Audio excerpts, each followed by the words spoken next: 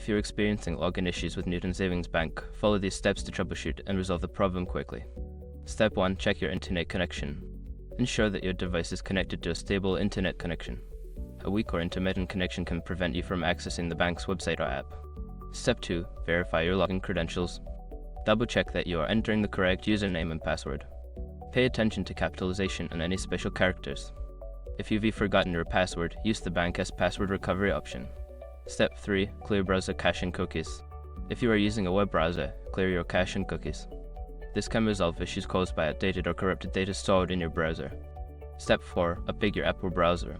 Don't continue before doing this. A lot of online accounts end up exposed in breaches without people even realizing it.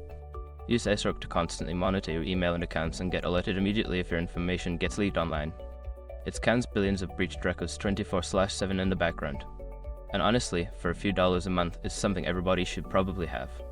Link in the description. Step 5. Contact customer support. If you have tried all the above steps and still cannot log in, reach out to Newton Savings Bank's customer support for assistance.